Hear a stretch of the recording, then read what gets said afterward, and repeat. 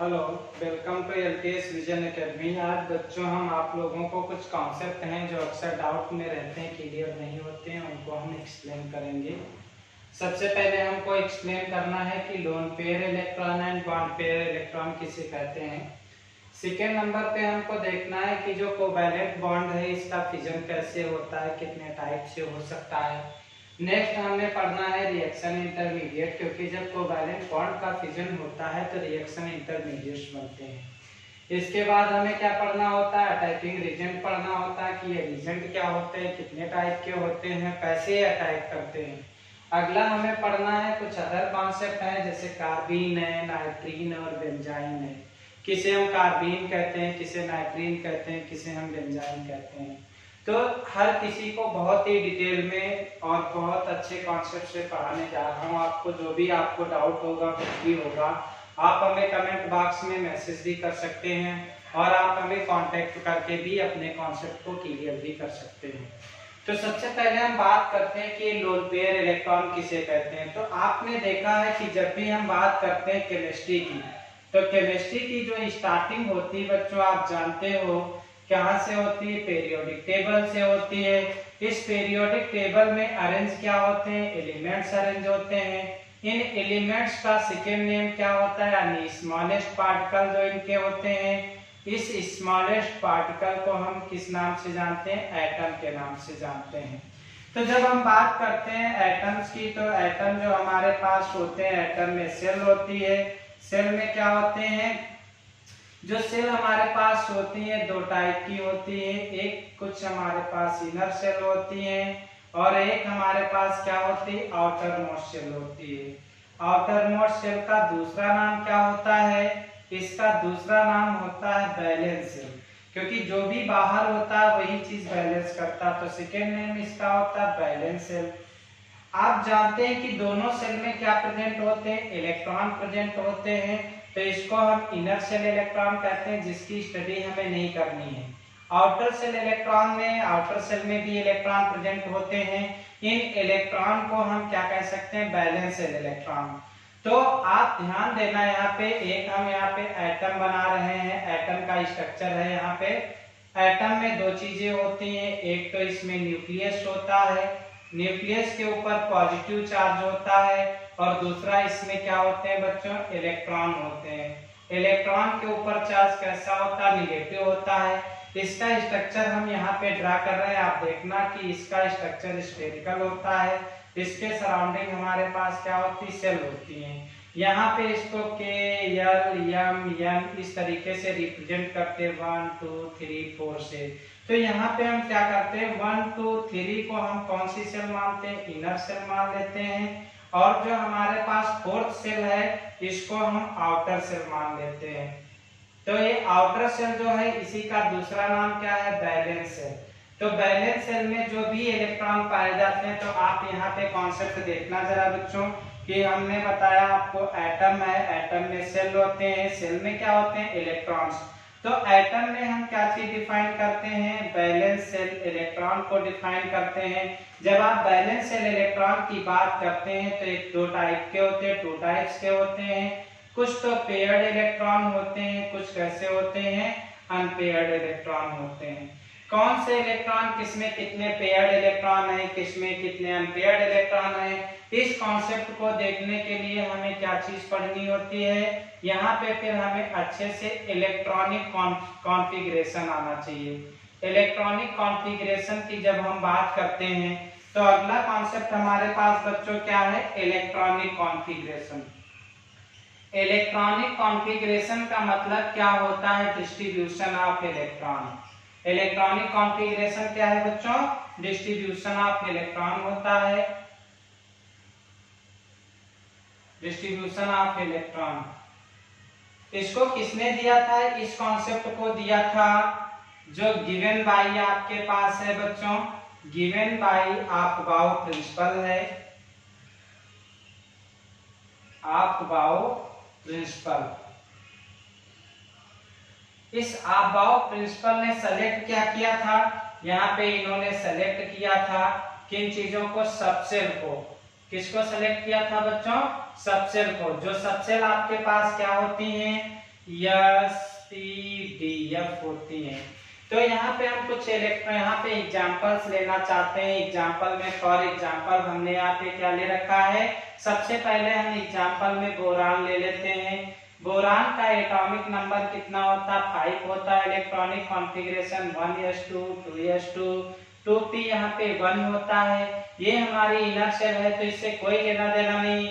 Outer shell को जब हम यहाँ पे बनाते हैं तो इसमें कितने इलेक्ट्रॉन हो गए, 2s2 में 2 इलेक्ट्रॉन होते हैं और यहाँ पे 2p1 में 1 इलेक्ट्रॉन होता है। जब तक हमारे पास वैकेंट ऑर्बिटल पाई जाती है तो यहाँ पे s के इलेक्ट्रॉन p में क्या कर जाते हैं, जंप कर जाते हैं और रिजल्ट में हमारे पास क्या आ जाता है, यहाँ पे 1 इलेक्ट्रॉन आ जाता है। यहाँ पे कितने इलेक्ट्रॉन आ जाते हैं, 2 इलेक्ट्रॉन आ जाते हैं। इस तरीके से जब हम बात करते हैं बोरान की, तो बोरान कितने बॉन्ड बनाता है, 3 बॉन्ड बनाता है।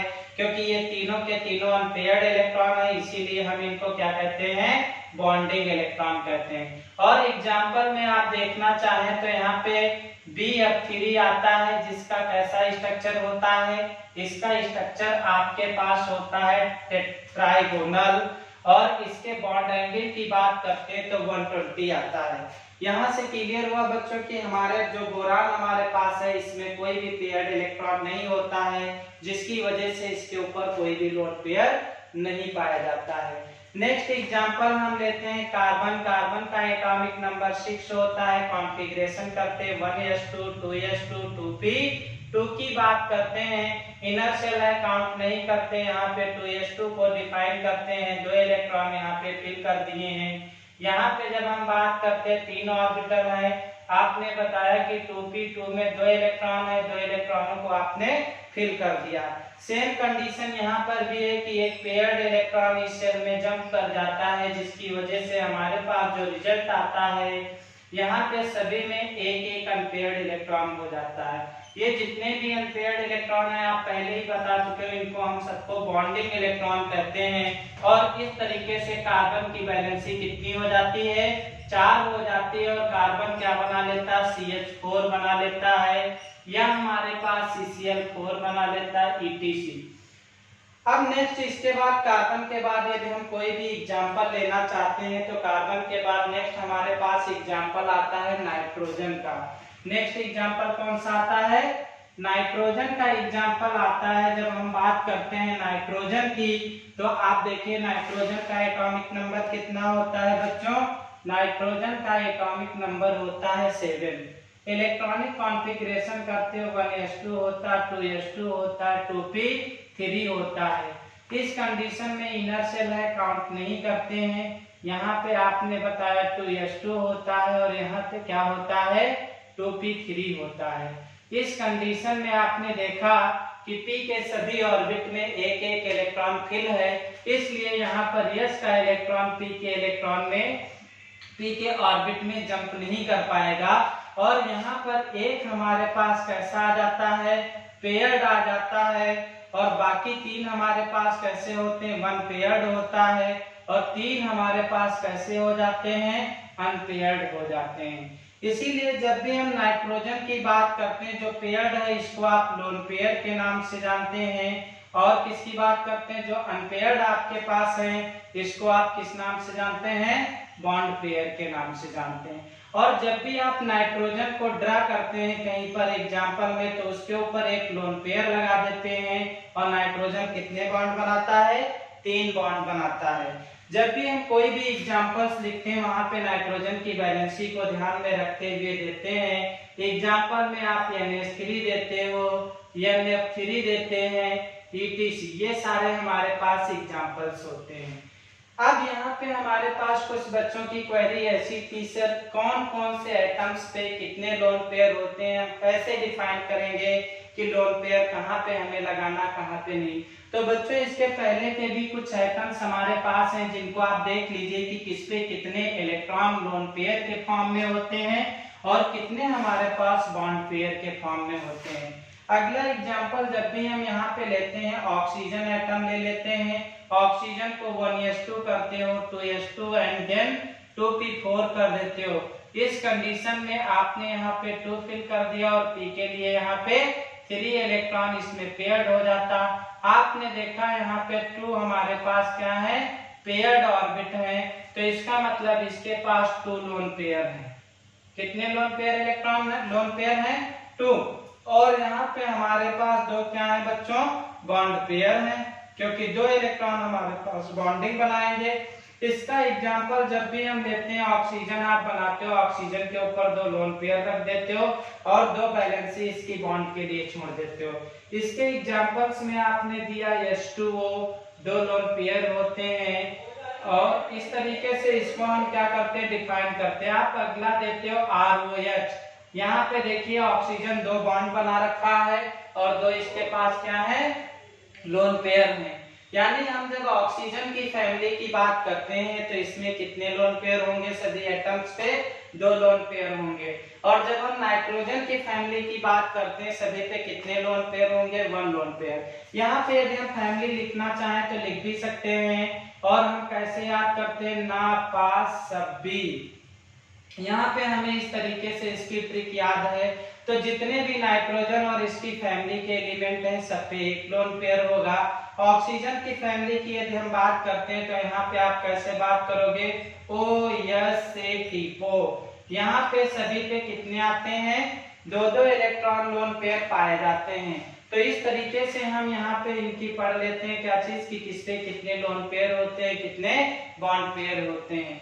इसके आगे हमने देखा जब फ्लोरीन की बात करते हैं, फ्लोरीन पे यहाँ पे 2p5 हो जाता है। इस तरीके से यहाँ पे एक और पेयर्ड इलेक्ट्रॉन आ जाता है, यानी उसमें 3 पेयर्ड इलेक्ट्रॉन हो जाते हैं, लोन पेयर हो जाते हैं और एक बॉन्ड पेयर हो जाता है। आगे हम बात करते हैं, कुछ बच्चों के क्वेश्चन ये थे कि सर कभी कभी नाइट्रोजन सिर्फ 3 ही बॉन्ड बनाता है, लेकिन जब हम बात करते हैं फास्फोरस की तो ये 3 भी बॉन्ड बना लेता है, 4-5 भी बॉन्ड बना लेता है। ये कैसे पॉसिबल होता है? यहाँ पे फिर आप जानिए बच्चों की इसके लिए बहुत ही अच्छा कॉन्सेप्ट दिया गया है। उसमें क्या बताया गया है कि किसके पास कितनी डी सबशेल होती है या किसके पास कितने वैकेंट ऑर्बिटल होते हैं। तो यहाँ पे एग्जांपल आपके पास क्वेश्चन है कि nitrogen only formed 3 bonds but, लेकिन आपके पास क्या है, बट फास्फोरस है या फॉर्म्ड 5 बॉन्ड्स। वाई? तो इसका बहुत ही अच्छा आंसर है बच्चों, आप देखना। हम बात करते हैं एक साइड में नाइट्रोजन की और एक साइड में हम किसकी बात करते हैं, फास्फोरस की। नाइट्रोजन का एटॉमिक नंबर 7 होता है और फास्फोरस का एटॉमिक नंबर 15 होता है। इसका कॉन्फ़िगरेशन करते हैं 1s2 होता, 2s2 होता, 2p3 होता है। जब भी हम फास्फोरस की बात करते हैं यहाँ पे 1s2 होता, 2s2 होता है, 2p6 होता है, 3s2 होता है और 3p यहाँ पे कितना हो जाता है बच्चों, 3 हो जाता है। और आप जानते हैं कि 3d भी आपके पास होता है जिसमें कोई भी इलेक्ट्रॉन नहीं होता है। तो जब बात हम यहाँ पे करते हैं बच्चों तो आप यहाँ पे 2s के लिए ड्रा करते हो, 2 इलेक्ट्रॉन इसमें मेंशन कर देते हैं आप, और यहाँ पे क्या कर देते हैं, 3 इलेक्ट्रॉन मेंशन कर देते हैं। यहाँ पे 2d ना पाए जाने के कारण यहाँ पे हम क्या करते हैं, ये जो पेयर्ड इलेक्ट्रॉन है इनको हम जंप नहीं करवा पाते हैं और नाइट्रोजन केवल 3 ही बॉन्ड बना पाता है। अब बात कर लेते हैं फास्फोरस की। फास्फोरस के केस में आपने कहा कि 3s2 के लिए 2 इलेक्ट्रॉन बना दिया आपने और यहाँ पे 3p के लिए 3 बना दिया। आपने देखा यहाँ पे 3d वैकेंट आपके पास पाई गई है। इस वैकेंट ऑर्बिट में आप क्या करते हैं, जो s के इलेक्ट्रॉन है s के इलेक्ट्रॉन को जंप करवा देते हैं और एक इलेक्ट्रॉन इसमें आ जाता है। तो रिजल्ट हम नेक्स्ट पोजीशन पे अगला देख लेते हैं। आपने बताया कि यहाँ पे 3s पे एक ही इलेक्ट्रॉन रह जाता है। जब हम बात करते 2p पे तो यहाँ पर भी हमारे पास 3 ही अनपेयर्ड इलेक्ट्रॉन होते हैं, लेकिन जब हम 3d की बात कर लेते हैं तो एक इलेक्ट्रॉन इसमें भी मेंशन हो जाता है। इसलिए यहाँ पे टोटल अनपेयर्ड इलेक्ट्रॉन बच्चों कितने हुए, 5 अनपेयर्ड इलेक्ट्रॉन हो जाते हैं, 5 अनपेयर्ड इलेक्ट्रॉन। और जब यहाँ पे 5 अनपेयर्ड इलेक्ट्रॉन आ जाते हैं, इसलिए फास्फोरस 5 बॉन्ड भी बना सकता है, जिनको हम इस तरीके से क्या कर सकते हैं, ड्रा कर सकते हैं एग्जाम्पल में। इसीलिए एग्जाम्पल भी देते हो कि फास्फोरस PCl3 भी बनाता है और फास्फोरस PCl5 भी बनाता है। नेक्स्ट क्वेश्चन, ये तो बच्चों की बात थी कि हमें लोन पेयर्स बॉन्ड पेयर्स कैसे काउंट करते हैं, क्या होते हैं। तो आपने देखा कि लोन पेयर्स हम उन्हीं को कहते हैं जिन पे सिर्फ क्या पाया जाता है बच्चों, पेयर्ड इलेक्ट्रॉन पाया जाता है, और जितने भी अनपेयर्ड इलेक्ट्रॉन होते हैं सभी के सभी क्या कहलाते हैं, अनपेयर्ड बॉन्ड पेयर इलेक्ट्रॉन कहलाते हैं। अगला कॉन्सेप्ट हमारे पास ये है कि कुछ बच्चों की सबसे बड़ी कंफ्यूजन है कि सर ये रिएक्शन इंटरमीडिएट्स क्या होते हैं, कहां से आते हैं, कैसे एक्सप्लेन करेंगे। तो इसके लिए आपको सेकेंड पॉइंट पता होना चाहिए कि जो कोवैलेंट बॉन्ड हमारे पास है इसको हम कैसे ब्रेक करते हैं। तो यहाँ पे पहला क्वेश्चन हमें उम्मीद है बच्चों आप लोगों को क्लियर हो गया होगा। अब सेकेंड क्वेश्चन की हमारी बारी है, तो सेकेंड क्वेश्चन पे हम क्या चीज पढ़ेंगे कि जो कोवैलेंट बॉन्ड हमारा है इसका फिजन कैसे होता है, कैसे ब्रेक करते हैं। तो देखना अभी आप लोग,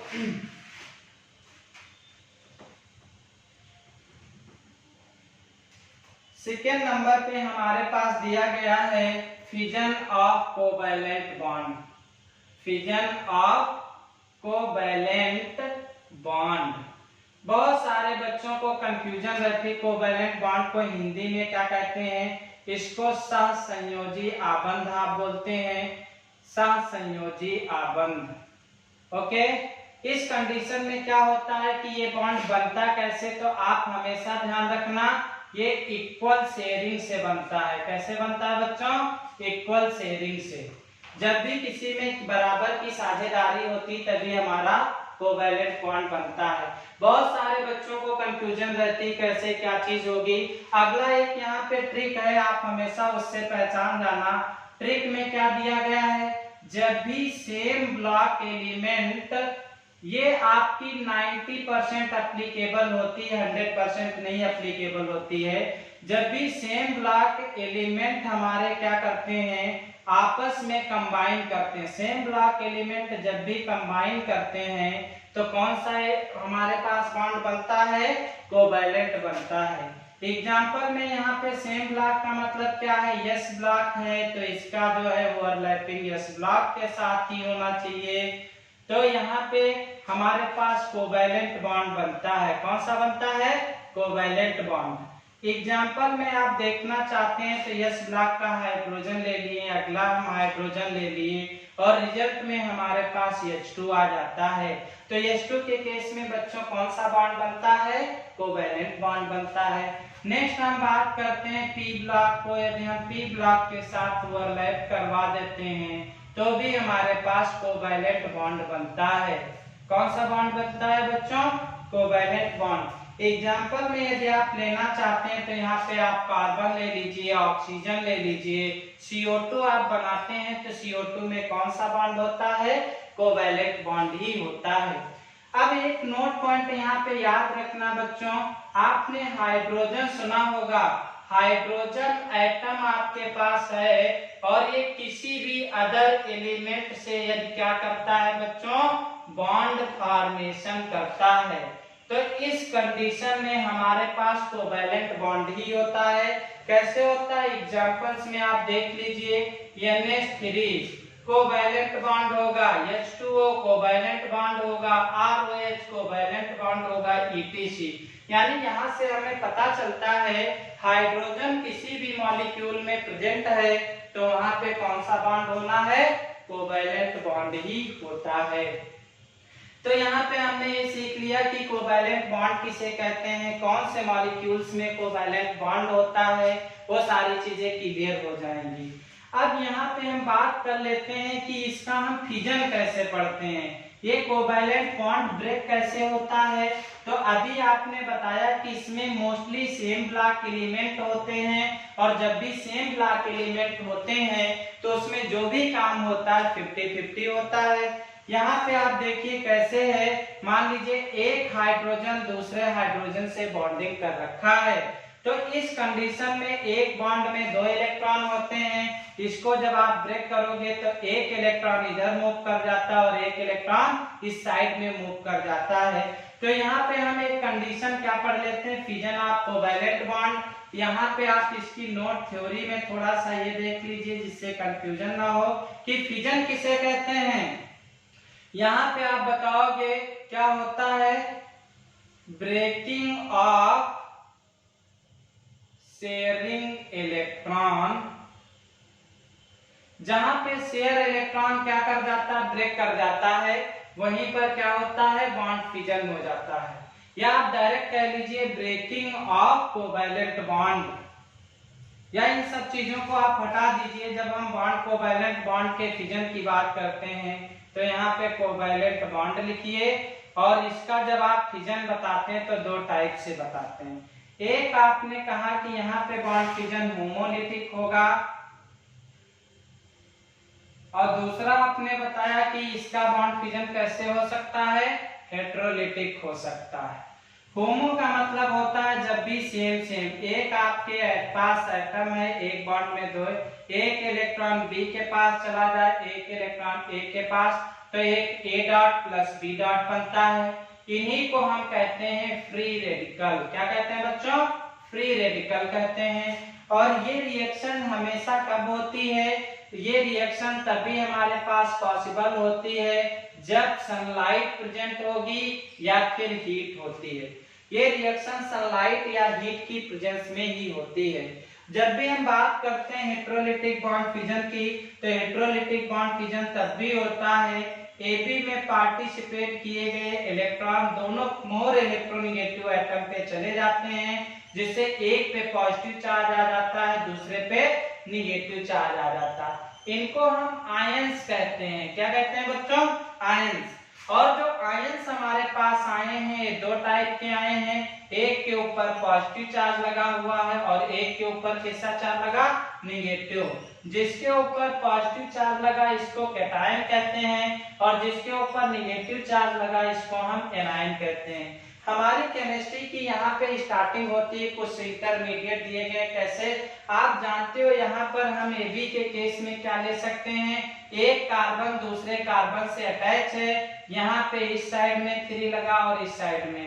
तो आपने देखा कि ये जब बॉन्ड ब्रेक करेगा तो इसके ऊपर निगेटिव चार्ज आ सकता है और इसके ऊपर चार्ज कैसा आ सकता है, पॉजिटिव। तो जिसके ऊपर पॉजिटिव चार्ज आता कार्बन के ऊपर आ रहा है, इसीलिए इसका नाम हम देते हैं कार्बोकैटायन। क्या नाम देते हैं बच्चों, कार्बोकैटायन देते हैं। और जिस कार्बन के ऊपर निगेटिव चार्ज आता है इसको हम देते हैं कार्बन एनायन, जिसको हम कार्बेनायन भी कहते हैं। और कार्बोकैटायन का एक दूसरा नाम है जिसको आप कहते हो कार्बोनियम आयन भी कहते हो। क्या कहते हो बच्चों, कार्बोनियम आयन कहते हैं। यहाँ पे यदि हम बात कर लेते हैं एग्जांपल्स में, तो यहाँ पे जब भी हम बात करते हैं कार्बन और यहाँ पे इस कंडीशन में दोनों सेम जाते हैं, एक इसके ऊपर आ जाता है और एक इसके ऊपर आ जाता है। इस कंडीशन में 2CH3 डॉट बन जाता है। इसी को हम फ्री रेडिकल कहते हैं। क्या कहते हैं बच्चों, फ्री रेडिकल। ये जो भी दोनों चीजें आ रही हैं ये सबको हम रिएक्शन इंटरमीडिएट कहते हैं। तो हमें उम्मीद है यहाँ पे आप लोगों को ये चीज क्लियर हो गई होगी कि कोवैलेंट बॉन्ड का फिजन कैसे होता है, कितने टाइप से हो सकता है। तो इसका 2 टाइप से हो सकता है, एक होमोलिटिक टाइप से होता, दूसरा हेटेरोलिटिक होता। होमोलिटिक के टूटने से फ्री रेडिकल्स बनते हैं, जिनको हिंदी वाले मुक्त मूलक भी कहते हैं। क्या कहते हैं बच्चों, मुक्त मूलक कहते हैं। और जो आपके पास इनको कार्बोकैटायन यानी कार्बोधनायन कहते हैं, इनको कार्बोरेडायन कहते हैं। यहाँ पे हम डिस्कस कर लेते हैं, इतनी सारी चीजें आपको क्लियर हो गई होंगी। क्लियर हो गई तो हम आगे चलते हैं। रिएक्शन इंटरमीडिएट कितने टाइप के होते हैं, किसे कहते हैं। तो हमें उम्मीद है कि आपको रिएक्शन इंटरमीडिएट क्लियर हो गया होगा। तो अगला कॉन्सेप्ट हमारे पास 3rd नंबर कॉन्सेप्ट क्या है बच्चों, कि रिएक्शन इंटरमीडिएट इन्हें क्यों कहते हैं। तो आप जानते हैं अगली हेडिंग हमारे पास क्या पढ़ने वाली है बच्चों, रिएक्शन इंटरमीडिएट। इनको हम रिएक्शन इंटरमीडिएट क्यों कहते हैं? इनको आप बोलते हो माध्यमिक यौगिक। माध्यमिक यौगिक। इस कंडीशन में देखिए क्या होता है बच्चों, आपने बताया जब भी कोई रिएक्शन होती है, रिएक्शन की डेफिनेशन क्या होती है? आप जानते हैं दो चीजें होती, एक रिएक्टेंट होता है और दूसरा हमारे पास क्या बन जाता है? प्रोडक्ट बन जाता है। तो आप कैसे रिएक्टेंट और प्रोडक्ट बनाते हैं, एक चीज ध्यान देना। यहाँ पे हमारे पास Zn है प्लस Cu से SO4 यहाँ पे अटैच है। यहाँ पे करता क्या है? Zn Cu के ऊपर अटैक करता है। अटैक करने से क्या होता है कि Zn Cu के SO4 के साथ अटैच हो जाता है और यहाँ पर Cu हमारा क्या हो जाता है? लेफ्ट हो जाता है। तो आपने देखा यहाँ पे हमारे पास ओल्ड बॉन्ड बन रहा था और यहाँ पे एक ऐसा बॉन्ड आ गया, न्यू बॉन्ड आ गया।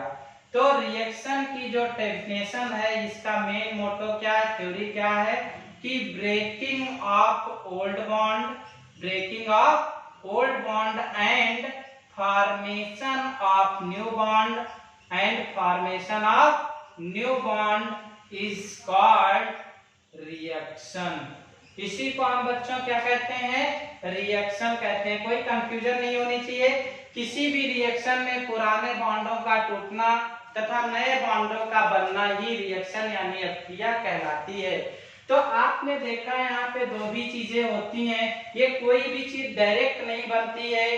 कोई भी रिएक्शन जब होती है उसमें एक इंटरमीडिएट कंपाउंड बनता है, देन जाके फाइनल प्रोडक्ट बनता है।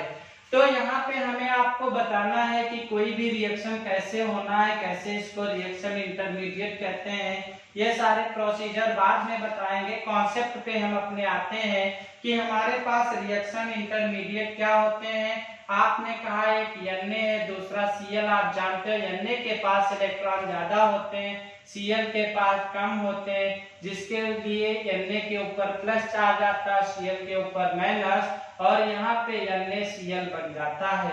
तो ये जो प्रोडक्ट बन रहा है इसी को हम क्या कहते हैं? रिएक्शन इंटरमीडिएट कहते हैं।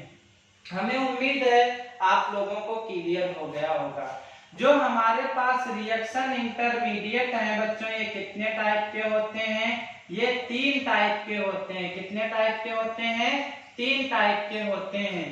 पहले नंबर पे क्या आता है? सबसे पहले नंबर पे आता है फ्री रेडिकल। क्या आता है बच्चों? फ्री रेडिकल आता है। सेकेंड नंबर पे क्या आता है, जिसको आप हिंदी में मुक्त मूलक भी कहते हो? क्या कहते हो बच्चों? मुक्त मूलक कहते हो। जो कब होता है? ये तभी रिएक्शन कैरी होती है जब सनलाइट होती है। क्या होती है बच्चों? सनलाइट होती है। इसके बाद हम बात करते हैं सेकेंड नंबर पे हमारे पास क्या होते हैं? कार्बन पे जब पॉजिटिव चार्ज आता है तो कार्बो कैटायन हमारे पास आ जाते हैं। क्या आ जाते हैं बच्चों? कार्बो कैटायन। इसको आप बोलते हो कार्बोधनायन। क्या बोलते हो? कार्बोधनायन बोलते हो।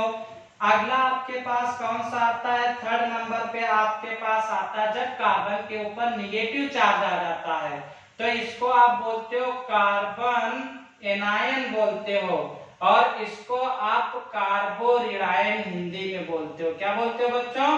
कार्बोरिडायन बोलते हो। कार्बोरिडायन। तो यहाँ पे हम एक एक चीज को एक्सप्लेन करेंगे। सबसे पहले हम बात करते हैं फ्री रेडिकल की। किसकी बात करते हैं? फ्री रेडिकल की, कि हमारे पास फ्री रेडिकल क्या होते हैं। तो आपने बताया कि जहां पर होमोलिटिक बॉन्ड फिजन होता है, कौन सा होता है? होमोलिटिक हमारे पास बॉन्ड फिजन होता है, वहां पे हमारे पास फ्री रेडिकल आते हैं। इसके एग्जांपल्स की यदि हम बात करते हैं तो एग्जांपल आप देख लीजिए क्या क्या आते हैं। CH3 डॉट आता है, CH3 CH2 डॉट आता है, यहाँ पे CH3 यहाँ पे CH होता है, यहाँ पे एक और हमारे पास लगा होता डॉट आता है। अगली कंडीशन हमारे पास CH, CH3 और डॉट आ जाता है। तो कुछ एग्जांपल्स हमने आपको दिए हैं एल्किल कार्बोकैटायन। इन सबको हम क्या बोलते हैं बच्चों? एग्जांपल में हमारे पास है एल्किल कार्बोकैटायन, इसको एल्किल फ्री रेडिकल। ये पहला हमारे पास मेथिल फ्री रेडिकल है, एथिल फ्री रेडिकल है, आइसो फ्री रेडिकल है और हमारे पास नियो फ्री रेडिकल है। आप लोग आयोपैक अच्छे से जानते होंगे तो आपको क्लियर होगा। यहाँ पे बात की जाती है कि स्टेबिलिटी, इन चारों एग्जांपल्स में से कौन सा कार्बोकैटायन सबसे ज्यादा स्टेबल होता है। तो यहाँ पे आप जब भी बात करेंगे, हम साइड में बच्चों लिख रहे हैं, आप हमेशा ध्यान रखना ग्रुप को। जब भी हम ऑर्गेनिक केमिस्ट्री पढ़ रहे होते हैं तो वहां पे हमें ग्रुप के विषय में ध्यान देना चाहिए। जो ग्रुप हमारे पास होते हैं दो टाइप के होते हैं। एक होते हैं इलेक्ट्रॉन रिलीजिंग ग्रुप, यानी जो इलेक्ट्रॉन क्या कर रहे होते हैं, डोनेट कर रहे होते हैं, दे रहे होते हैं। दूसरे हमारे पास इलेक्ट्रॉन विड्रॉइंग ग्रुप होते हैं, जो इलेक्ट्रॉन को गेन कर रहे होते हैं और यहाँ पे इलेक्ट्रॉन को क्या कर रहे होते हैं, रिलीज कर रहे होते हैं। तो आप ध्यान देना, ये कैसे पहचानते हो? तो आप जानते हो कोई भी ग्रुप हमारे पास होता है, ये किस पे डिपेंड करता है? यदि ग्रुप के पास दो एटम हो सकते हैं, एक तो सेंट्रल एटम हो सकता है, बाकी सब कैसे हो सकते हैं, सराउंडिंग एटम। सीए को आप क्या बोलते हैं, सेंट्रल एटम। क्या बोलते हैं बच्चों, सेंट्रल एटम। और ऐसे को आप बोलते हो सराउंडिंग एटम। लिखने की हमें जरूरत नहीं है। यहाँ पे यदि हम एग्जाम्पल आपको देना चाहें तो CH3 हमारे पास एग्जाम्पल है। आप जानते हैं कार्बन की संख्या कम है, इसलिए इसको सेंट्रल एटम के नाम से जानेंगे। किसके नाम से जानेंगे बच्चों, सेंट्रल एटम को। और हाइड्रोजन हमारा सराउंडिंग एटम के नाम से जाना जाएगा। तो आपने देखा यहाँ पे जो CH3 आपके पास है, CH3 एक एल्किल ग्रुप होता है, बहुत डिटेल में नहीं जाना चाहेंगे। यहाँ पे आपने इस तरीके से इसको बना लिया। ये इसके पास फ्री बॉन्ड होता है जो किसी से अटैच हो सकता है। ओके, आप लोगों के लिए एक छोटी सी यहाँ पे टेबल लिख रहा हूँ। Hydrogen, helium, lithium, beryllium, boron, carbon, nitrogen, oxygen, chlorine. आप जानते हो जो पहले आया है ये अपने से बाद वालों को इलेक्ट्रॉन दे सकता है। यानी जो CH3 हमारे पास लगा हुआ है, कार्बन बाद में आया है और हाइड्रोजन पहले आया, तो हाइड्रोजन कार्बन को इलेक्ट्रॉन डोनेट करेगा। यहाँ पे आप देख रहे हैं कि कार्बन हाइड्रोजन कार्बन को इलेक्ट्रॉन डोनेट कर रहा है, लेकिन यहाँ पे कोई ग्रुप नहीं है, इसलिए इसकी स्टेबिलिटी कम है। यहाँ पर एक दे रहा है इसलिए थोड़ी सी ज्यादा है। यहाँ पे इसको इलेक्ट्रॉन देने वाला कितने हैं, दो एल्किल ग्रुप हैं, इसलिए इसकी स्टेबिलिटी और ज्यादा होगी। और यहाँ पे कार्बन को 3 इलेक्ट्रॉन देने वाले ग्रुप हैं, इसलिए टर्सरी कार्बोकैटायन की जो स्टेबिलिटी होती है सबसे ज्यादा होती है।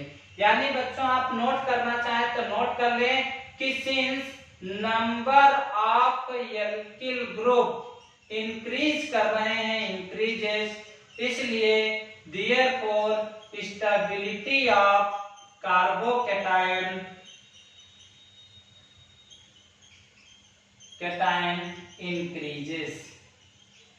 हमें उम्मीद है आपको क्लियर हो गया होगा। जिन बच्चों को नहीं क्लियर है आप व्हाट्सएप भी कर सकते हो। व्हाट्सएप नंबर है 7007881976।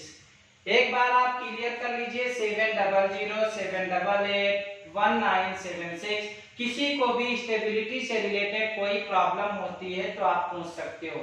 अब यहाँ पे हम स्टेबिलिटी की तो बात कर लिए, लेकिन जब भी हम ऑर्गेनिक केमिस्ट्री पढ़ते हैं, जीओसी पढ़ते हैं, some organic general organic chemistry यानी some basic principles of organic chemistry, वहां पर इसके स्ट्रक्चर पूछे जाते हैं और स्ट्रक्चर बहुत सारे बच्चों को बहुत ज्यादा कंफ्यूज करते हैं।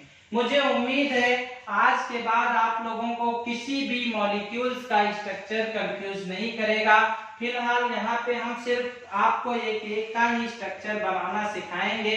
और स्ट्रक्चर में आप हमेशा ध्यान रखना जो पेयर्ड इलेक्ट्रॉन होंगे वही जाके तो उसके हाइब्रिडाइजेशन और उसके स्ट्रक्चर में पार्टिसिपेट करेंगे। यहाँ पे आप लोगों को ये नहीं पता होगा कि हम हाइब्रिडाइजेशन किसे कहते हैं, और जब तक आपको हाइब्रिडाइजेशन नहीं क्लियर होगा तब तक आप किसी भी मॉलिक्यूल के स्ट्रक्चर नहीं ड्रा कर पाएंगे।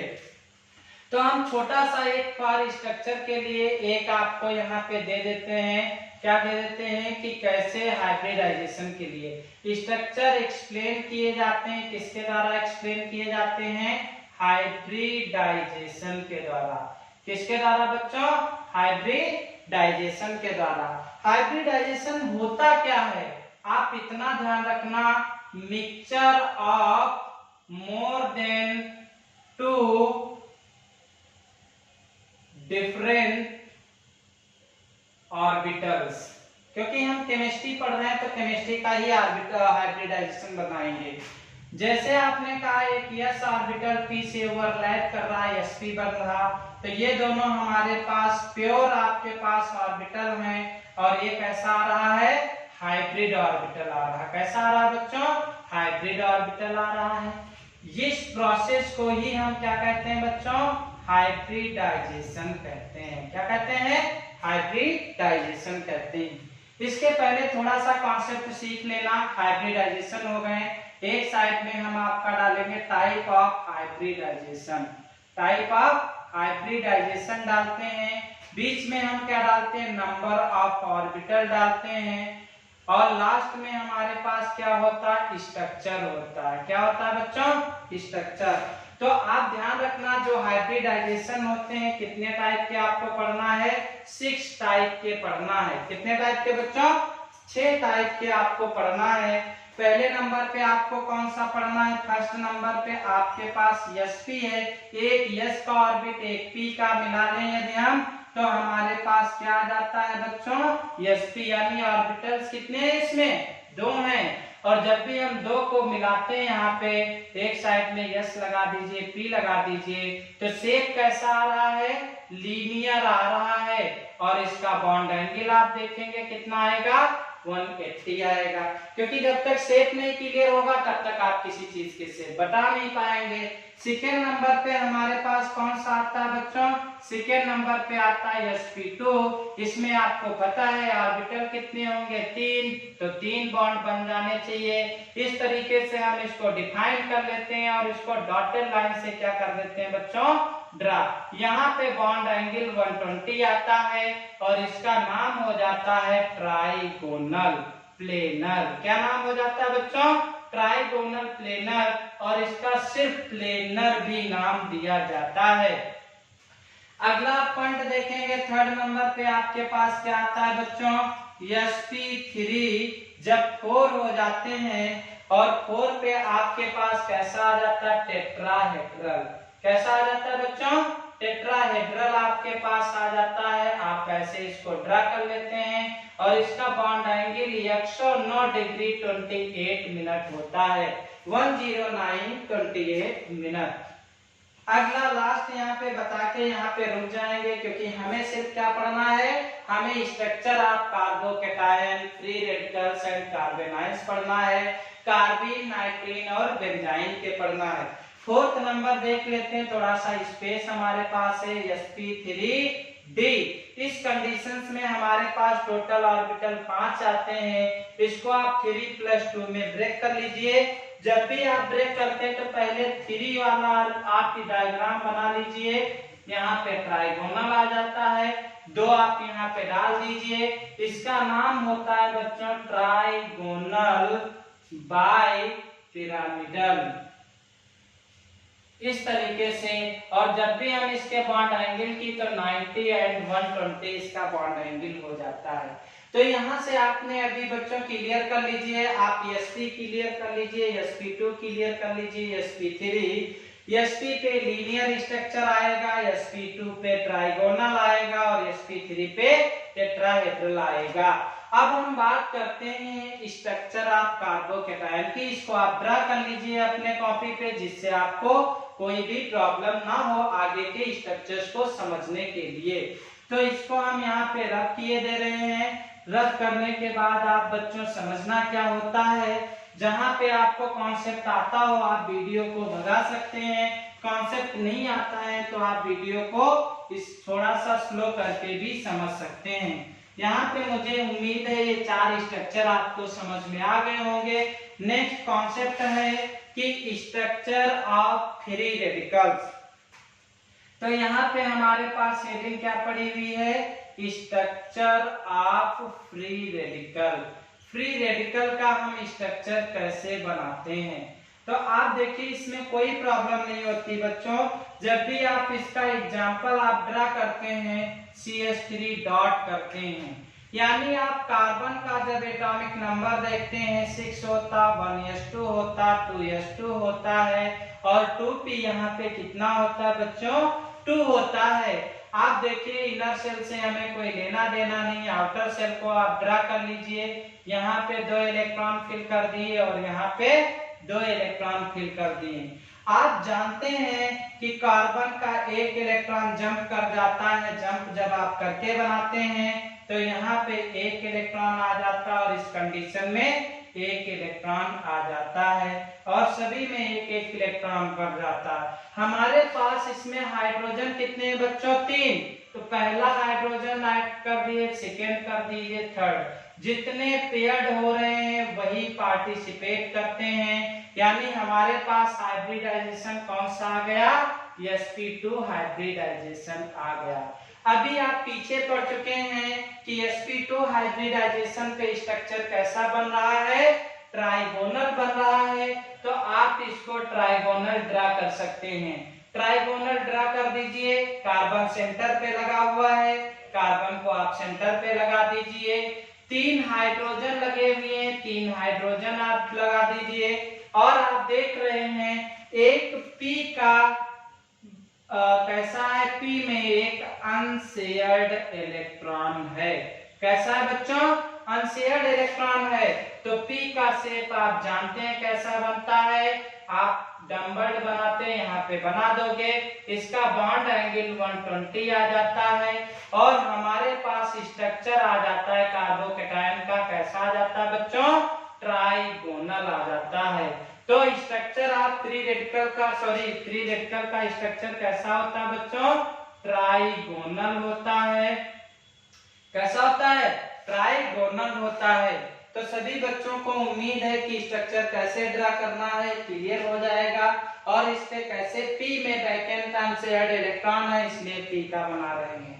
अगला हम आपको सिखाने वाले हैं कि स्ट्रक्चर ऑफ कार्बोकैटायन कैसे बनेगा।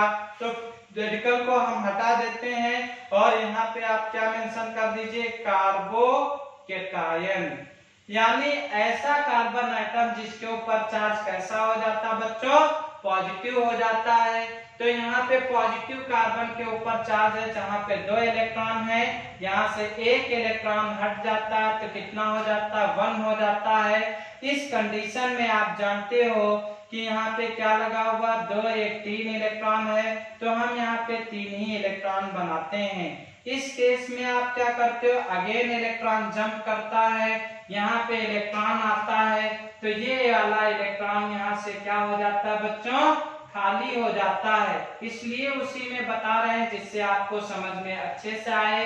इस पे भी हाइब्रिडाइजेशन कैसा होता है, sp2 हाइब्रिडाइजेशन होता है।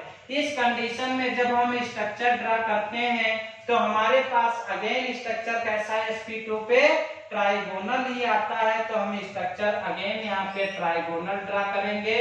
हमको पता है कि कार्बन के ऊपर पॉजिटिव चार्ज होने के कारण इसमें एक क्या प्रेजेंट है, वैकेंट p ऑर्बिटल प्रेजेंट है। ये यहाँ पे क्या प्रेजेंट है बच्चों, वैकेंट p ऑर्बिटल। अभी हमने आपको बताया था p ऑर्बिटल का शेप कैसा होता है, स्फेरिकल होता है। 3 हाइड्रोजन लगे, हाइड्रोजन लगा देंगे, बॉन्ड एंगल अगेन 120 डिग्री आ जाता है और हमारे पास कार्बोकैटायन का स्ट्रक्चर अगेन आ जाता है। कैसा आ जाता है बच्चों, ट्राइगोनल प्लेनर आ जाता है। किसी को कोई कंफ्यूजन, मुझे नहीं लगता किसी को कोई कंफ्यूजन होगी यदि आप सभी को हाइब्रिडाइजेशन क्लियर होगा तो। अगली कंडीशन क्या है, बहुत सारे बच्चों के क्वेश्चंस हैं सर कुछ कार्बोकैटायंस दी गई हैं, उनकी स्टेबिलिटी को हम कैसे डिफाइन करते हैं। एग्जांपल में हम यहाँ पे अगेन ले लेते हैं क्या चीज, एल्किल कार्बोकैटायन। यहाँ पे जब हम एल्किल कार्बोकैटायन का एग्जांपल्स लेते हैं तो टोटल 4 यहाँ पे एग्जांपल हम आपके सामने ड्रा कर रहे हैं। एक CH3 पॉजिटिव होता, दूसरा हमारे पास CH3 CH2 पॉजिटिव होता है, थर्ड CH3 CH यहाँ पे पॉजिटिव होता है, अगेन हमारे पास CH3 यहाँ पे पॉजिटिव आ जाता है। अभी कुछ समय पहले हमने आपको बताया था बच्चों कि यहाँ पे जो CH3 है, CH3 इलेक्ट्रॉन रिलीजिंग ग्रुप है। कौन सा ग्रुप है, यानी ये कार्बन को इलेक्ट्रॉन दे रहा है, तो जितने एल्किल ग्रुप ज्यादा होंगे उतने कार्बन को इलेक्ट्रॉन ज्यादा मिलेगा और उसका पॉजिटिव चार्ज क्या होता चला जाएगा, न्यूट्रल होता चला जाएगा। यानी लेफ्ट टू राइट मूव करने पर नंबर ऑफ एल्किल ग्रुप क्या कर रहे हैं, इंक्रीज कर रहे हैं। इसलिए यहाँ पे जो स्टेबिलिटी है वो इंक्रीज कर रही है। तो स्टेबिलिटी क्या कर रही है, स्टेबिलिटी आल्सो इंक्रीजेस। यानी यहाँ पे सीक्वेंस लिखोगे तो सबसे पहले मेथिल हमारे पास लेस स्टेबल होता है, देन प्राइमरी होता है, देन सेकेंडरी होता है, लास्ट में मोस्ट स्टेबल कौन सी होती है, टर्सरी होती है। तो इस तरीके से मुझे उम्मीद है जिस भी बच्चे को कार्बोकैटायन की स्टेबिलिटी में कोई भी कंफ्यूजन होगी तो वो यहाँ से क्या हो जाएगी, सॉल्व हो जाएगी। बहुत ज्यादा डीप नहीं जा रहे हैं, डीप जैसे अगले कॉन्सेप्ट पढ़ाएंगे वहां पे बताएंगे। यहाँ पे कुछ जेन्युइन क्वेरी है उसके हिसाब से आपको बता रहे हैं। अगली यहाँ पे हम क्या चीज आपको बताना चाहेंगे बच्चों, कार्बोकैटायन के बाद हम बात करते हैं स्ट्रक्चर ऑफ कार्बेनायन के, यानी कार्बन एनायन की बात करते हैं। जब भी हम कार्बन एनायन की बात करते हैं तो उस कंडीशन पे जहां पे पॉजिटिव चार्ज आता है, पॉजिटिव के चार्ज की जगह पे कैसा चार्ज आ जाएगा, निगेटिव। और आपको पता है निगेटिव चार्ज आने से इलेक्ट्रॉन्स बढ़ जाते हैं। तो जहां पे हमारे पास 2 इलेक्ट्रॉन हुआ करते थे वहां कितने हो जाते हैं, 3 इलेक्ट्रॉन हो जाते हैं। इस कंडीशन में आप यहाँ पे 2s2 बता रहे थे, 2p3 जब आप भरेंगे तो इस केस में देखिए बच्चों क्या होता है, ये कंडीशन होती, इलेक्ट्रॉन जंप करता जिससे इसका एक इलेक्ट्रॉन क्या हो जाता है, यहाँ पे पेयर्ड हो जाता है। तो जहां पे वैकेंट ऑर्बिटल हमने लिखा था वहां पे लोन पेयर लिख देंगे। क्या लिख देंगे बच्चों, लोन पेयर लिख देते हैं। इस कंडीशन में हमारे पास क्या होता है, हाइब्रिडाइजेशन, इसको भी काउंट कर लिया जाता है, यानी sp3 हाइब्रिडाइजेशन आ जाता है। कौन सा हाइब्रिडाइजेशन आ जाता है बच्चों, sp3। अब आप जानते हैं sp3 हाइब्रिडाइजेशन होने के कारण इसका जो ज्योमेट्री है वो कैसी होनी चाहिए थी, टेट्राहेड्रल होनी चाहिए थी। तो जी हाँ, हम इसकी ज्योमेट्री टेट्राहेड्रल बना ले रहे हैं। इसको थोड़ा सा यदि हम चेंज कर दें तो आप देखना ये कैसे बच्चों चेंज हो जाती है। सेम हम इसी तरीके से बना लेना, चेंज करें। कार्बन हमारा सेंटर में लगा है, 3 हाइड्रोजन लगे हुए हैं, जो बॉन्ड 3 रह जाता है उसको हम डिजाइन बना देते हैं, और जो डिजाइन होती है लोन पेयर कहलाती। तो ये हमारे पास क्या आ गया बच्चों, लोन पेयर आ गया। और यहाँ पे देखिए लोन पेयर कभी भी स्ट्रक्चर में क्या नहीं होता है, दिखाई नहीं देता है। अतः कार्बन का जो स्ट्रक्चर यहाँ कार्बोकैटायन का है बच्चों वो कैसा आ गया, पिरामिडल शेप में होता है। कैसा होता है बच्चों, पिरामिडल होता है। तो जब भी हम बात करते हैं कार्बेनायन की तो इनका शेप कैसा होता है, पिरामिडल शेप होता है। कैसा होता है बच्चों, पिरामिडल होता है। अब जब हम बात करते हैं कि कार्बोकैटायन यानी कार्बेनायन की स्टेबिलिटी, यहाँ पर भी हम एल्किल का जो है एल्किल कार्बेनायन की ले लेता हूँ, कार्बन एनायन। इस कंडीशन में जहां पे आपने पॉजिटिव चार्ज लगाया था, चार्ज कैसा लगा देते हैं, निगेटिव चार्ज लगा देते हैं। निगेटिव चार्ज लगने से आप देखिए इनके साथ क्या होता है बच्चों, आपने बताया कि इस कंडीशन में क्या होता है, कार्बन ऑलरेडी इनको इलेक्ट्रॉन दे रहा है, तो जितना इलेक्ट्रॉन देगा कार्बन की इलेक्ट्रॉन डेंसिटी क्या होती जाती है, इंक्रीज करती है। इंक्रीज करने की वजह से स्टेबिलिटी डिक्रीज करने लगती है। तो यहाँ पे number of alkyl group increase करेंगे तो स्टेबिलिटी हमारी क्या कर जाती है, डिक्रीज कर जाती है। मुझे उम्मीद है आपको अच्छे से कॉन्सेप्ट क्लियर हुआ होगा बच्चों, क्योंकि आपको पहले ही बता चुका हूँ जो एल्किल ग्रुप है वो इलेक्ट्रॉन रिलीजिंग ग्रुप है। तो क्लियर हो गया ना। आगे हम बात करते हैं, यहाँ पे देखिए आपके पास लोन पेयर इलेक्ट्रॉन किसे कहते हैं, बॉन्ड पेयर किसे कहते हैं, कोवैलेंट किसे कहते हैं, रिएक्शन इंटरमीडिएट किसे कहते हैं, तीनों चीजें हो गई। कुछ बच्चों के हमारे पास बहुत सारी क्वेरीज हैं कि सर ये अटैकिंग रीजेंट नहीं समझ में आ रहे हैं क्या होते हैं। कुछ नहीं होता है बच्चों, आपने इसके पहले 11th में भी पढ़ा होगा कि जो हमारे पास एटम होते हैं, एलिमेंट होते हैं, ये दो टाइप के होते हैं। कुछ के पास इलेक्ट्रॉन कम होते हैं और कुछ के पास इलेक्ट्रॉन ज्यादा होते हैं। तो यहाँ पे हम बात करने जा रहे हैं अटैकिंग रीजेंट की। किसकी बात करते हैं, अटैकिंग रीजेंट की। जब भी आप बात करते हैं अटैकिंग रीजेंट की तो देखिए इसमें क्या होता है, ये दो टाइप के होते हैं। आप दो टाइप के आप क्या होते हैं, किसी के पास इलेक्ट्रॉन लेस देन होते हैं, किससे, 8 इलेक्ट्रॉन से, और किसी के पास इलेक्ट्रॉन क्या होते हैं बच्चों, मोर देन होते हैं, किससे, 8 इलेक्ट्रॉन से। तो जिसके पास इलेक्ट्रॉन कम होते हैं उसके ऊपर पहली कंडीशन कैसा चार्ज होता है, या तो पॉजिटिव चार्ज होता है, और जिसके पास ज्यादा होते हैं उसके पास चार्ज कैसा होता है, निगेटिव होता है। यानी इससे हमें पता चलता है अटैकिंग रीजेंट कितने टाइप के हो सकते हैं, दो। क्यों, क्योंकि आपने बताया कि हाँ एटम जो होता है इसमें दो ही चीजें होती हैं, एक तो न्यूक्लियस होता है, न्यूक्लियस के ऊपर चार्ज कैसा होता है बच्चों, पॉजिटिव, और दूसरा हमारे पास क्या होते हैं, इलेक्ट्रॉन होते हैं, इलेक्ट्रॉन के ऊपर चार्ज कैसा होता है, निगेटिव। यहां से आप टैली कीजिए, जिनके ऊपर चार्ज पॉजिटिव होगा ये किसको लब करते हैं, लब करते हैं निगेटिव को, लविंग टू निगेटिव चार्ज, और जिनके ऊपर चार्ज निगेटिव होता है ये किसको लविंग करते हैं, लविंग टू पॉजिटिव चार्ज। आप जानते हो निगेटिव चार्ज किसके पास होता है बच्चों, न्यूक्लियस के ऊपर, किसके पास, न्यूक्लियस के ऊपर, और पॉजिटिव चार्ज किसके ऊपर होता है, positive charge sorry negative charge किसके ऊपर होता है, इलेक्ट्रॉन के ऊपर होता है, और पॉजिटिव चार्ज किसके ऊपर होता है बच्चों, न्यूक्लियस के ऊपर होता है। मुझे उम्मीद है आप लोग यहाँ से गेस कर गए होंगे कि जिनके ऊपर पॉजिटिव चार्ज होता है वो सब क्या कहलाते हैं, न्यूक्लियो। जिनके ऊपर पॉजिटिव चार्ज है ये आपके कहलाते हैं इलेक्ट्रोफाइल्स। क्या कहलाते हैं बच्चों, इलेक्ट्रोफाइल्स कहलाते हैं। और जिनके ऊपर निगेटिव चार्ज होता है ये सब क्या कहलाते हैं, न्यूक्लियोफाइल्स कहलाते हैं। मुझे उम्मीद है कि आप लोगों को इलेक्ट्रोफाइल्स और न्यूक्लियोफाइल्स में अब यहाँ से कोई दिक्कत नहीं महसूस हो रही होगी।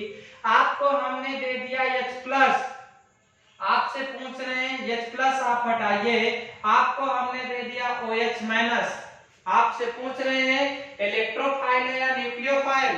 यहां से पहचानिए बच्चों इनके पास चार्ज कैसा, निगेटिव, लव किसको करेगा, पॉजिटिव को, होता किसके पास, न्यूक्लियस के पास, अतः ये क्या कहलाता है, न्यूक्लियोफाइल्स। क्या कहलाएगा बच्चों, न्यूक्लियोफाइल्स कहलाता है। आपको दे दिया गया NO2+, क्या दे दिया गया, NO2+। चार्ज कैसा है, पॉजिटिव। लव किसको करेगा, निगेटिव को। और निगेटिव किसके पास होता है, इलेक्ट्रॉन के पास होता है, इसलिए क्या कहलाता है, इलेक्ट्रोफाइल्स कहलाता है। मुझे उम्मीद है इलेक्ट्रोफाइल्स न्यूक्लियोफाइल्स आप क्लियर कर लिए होंगे बाय चार्ज।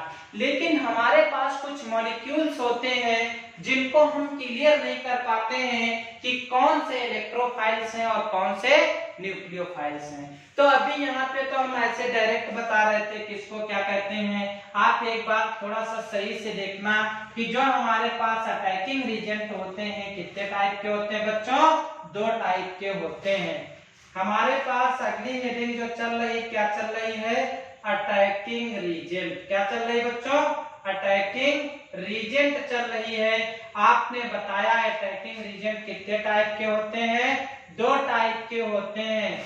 कुछ हमारे पास कैसे होते हैं बच्चों, इलेक्ट्रोफाइल्स होते हैं, और कुछ हमारे पास कैसे होते हैं बच्चों, न्यूक्लियोफाइल्स होते हैं। क्या होते हैं, न्यूक्लियोफाइल्स होते हैं। इलेक्ट्रोफाइल्स कौन से कहलाते हैं, जिनके पास इलेक्ट्रॉन कम होते हैं। इलेक्ट्रॉन क्या होते हैं, लेस होते हैं देन किससे, 8 से। और न्यूक्लियोफाइल्स वो होते हैं जिनके पास इलेक्ट्रॉन मोर देन होते हैं, कितने से, 8 इलेक्ट्रॉन से। किसमें, in valence shell, in valence shell. Okay, तो यहाँ पे जो आपके पास इलेक्ट्रोफाइल्स हैं ये कितने टाइप के हो सकते हैं, यहीं पे आप समझ लीजिए 2 टाइप के।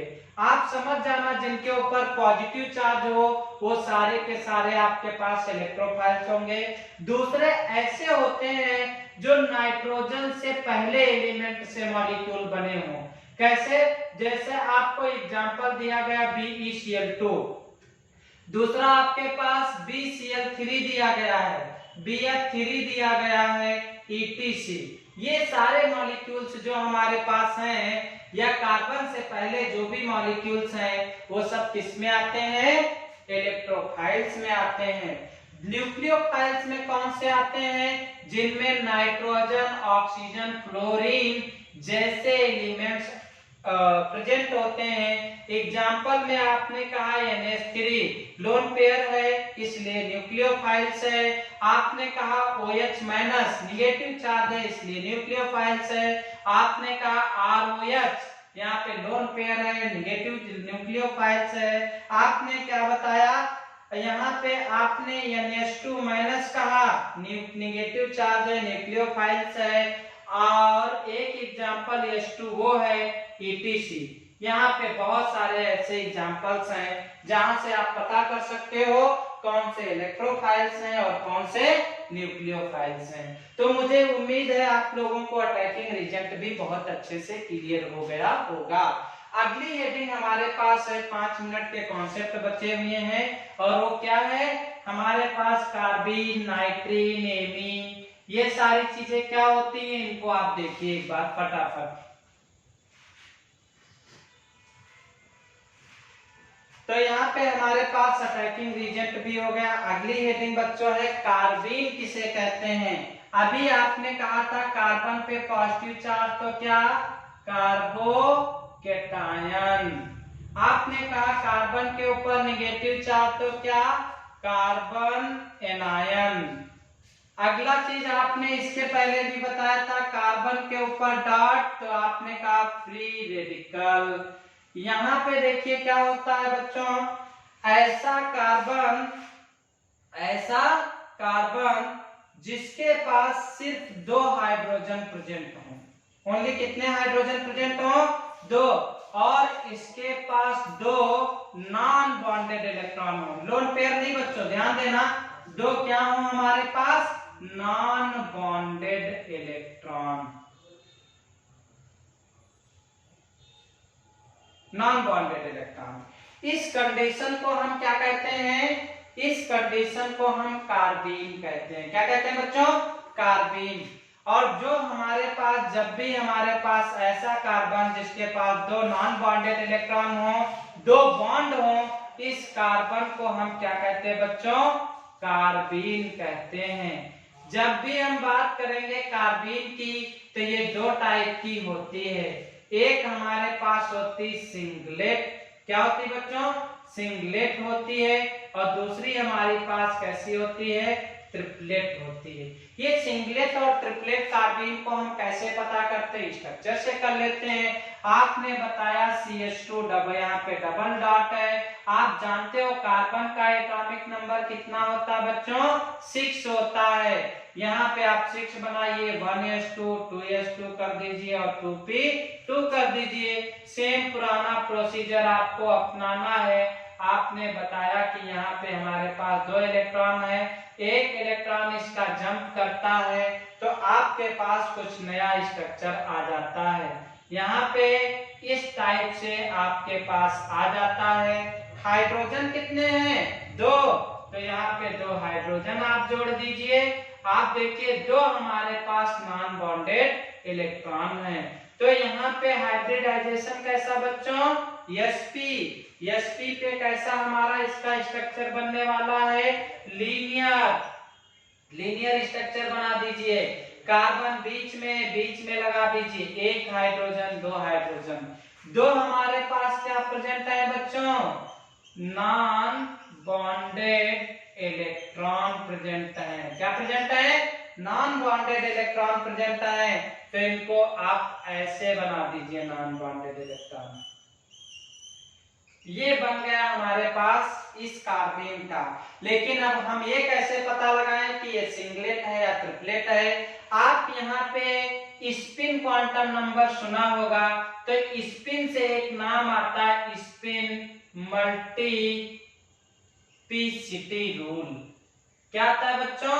स्पिन मल्टीप्लिसिटी रूल आता है, जहां पे क्या होता है आपके पास? 2s+1 होता है। क्या होता है बच्चों? 2s+1 होता है। यहाँ पे हमें s की वैल्यू रखनी होती है। तो यहाँ पे जब भी हम s की वैल्यू रखते हैं तो हमने देखा कि यहाँ पे s की वैल्यू क्या है? +12 इन दोनों की +12 है। तो यहाँ पे 1 हो गई, तो s की वैल्यू कितनी हो गई बच्चों? 1 + 1 = 3। तो 3 आया। मतलब हमारे पास जो ये कार्बीन बनी हुई है ये कौन सी है? ट्रिपलेट है। तो ट्रिपलेट कार्बीन का स्ट्रक्चर कैसा आता है बच्चों? यहाँ पे जो स्ट्रक्चर बना हुआ वो किसका है? ट्रिपलेट का है। किसका है बच्चों? ट्रिपलेट का। ट्रिपलेट का जो स्ट्रक्चर आता है वो लीनियर आता है। कैसा आता है बच्चों? लीनियर। इस स्ट्रक्चर को हम अभी मिटाएंगे नहीं क्योंकि सिंगलेट भी पढ़ना है। आपने बताया जो दोनों नॉन बॉन्डेड इलेक्ट्रॉन हैं ये क्या हो सकते हैं?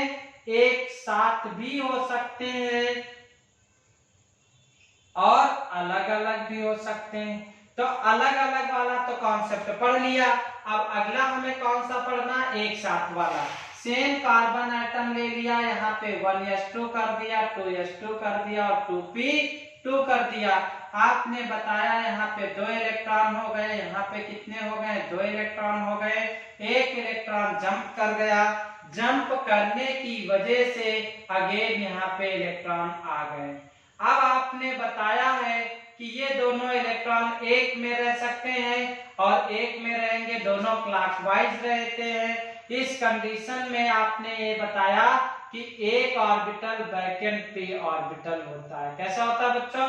यहाँ पे जब एक साथ रहते हैं, एक क्लॉकवाइज एक एंटी क्लॉकवाइज, तो s की वैल्यू 0 आ जाएगी। पहले वाले के लिए +12, दूसरे वाले के लिए -12। यहाँ से दोनों हाइड्रोजन आपके जुड़ जाते हैं और हाइब्रिडाइजेशन sp2 आता है। तो आप देखिए s की वैल्यू जब आप रखेंगे, रूल लगा दीजिए स्पिन मल्टीप्लिसिटी वाला। तो रूल लगाने पे आपने देखा 2s+1, s की वैल्यू 0+1, तो यहाँ पे 1 आता। मतलब ये कौन सी कार्बीन हो गई? सिंगलेट कार्बीन हो गई। कौन सी हो गई बच्चों? सिंगलेट। तो यहाँ पे जब सिंगलेट कार्बीन का स्ट्रक्चर आप बनाते हो तो sp2 पे आप जानते हो ट्राइगोनल आता है। कैसा आता है? ट्राइगोनल। यहाँ पे आपके पास कार्बन लगा हुआ है, एक आपके पास लोन पेयर लगा हुआ है। क्या लगा हुआ है? लोन पेयर लगा हुआ है।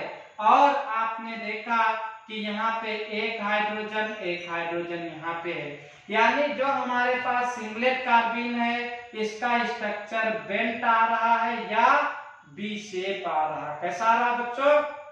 बेंट या बी शेप आ रहा है। तो क्लियर हो गया बच्चों यहाँ पे।